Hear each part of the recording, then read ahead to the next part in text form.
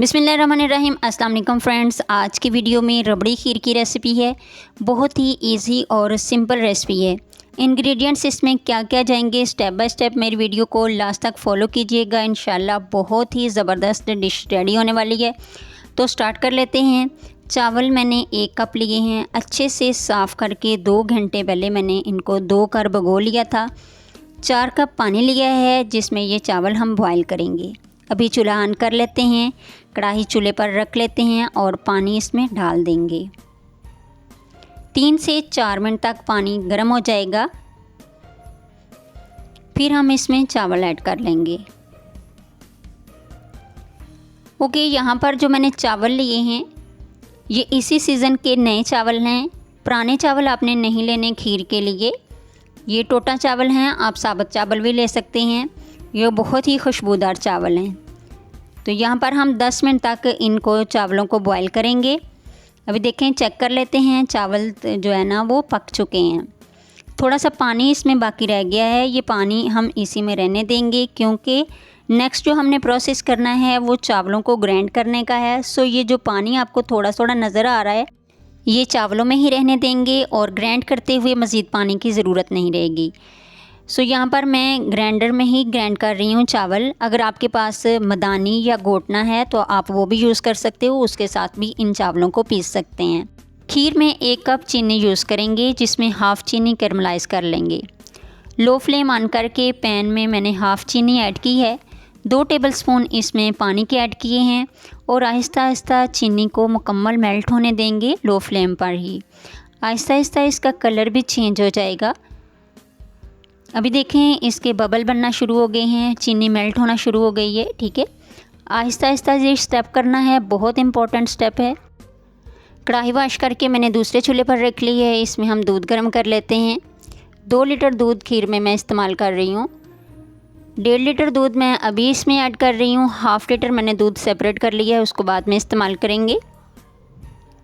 Grinded चावल भी इसमें ऐड कर लेते हैं। चावल मैंने ग्राइंड कर लिए हैं और ये तकरीबन एक पेस्ट बन गया है। जो ही हम इसको दूध में मिक्स करेंगे तो ये खीर की शक्ल इख्तियार कर लेंगे।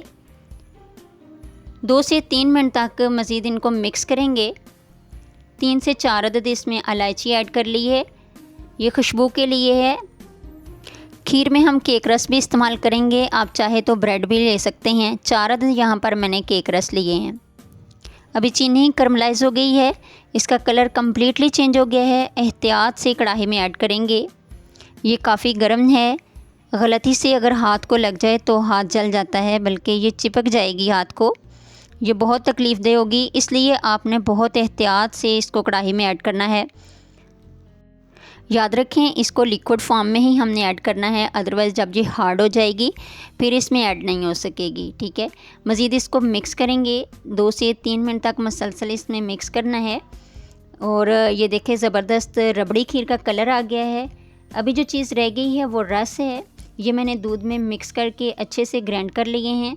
ये भी कढ़ाई में ऐड कर लिए हैं।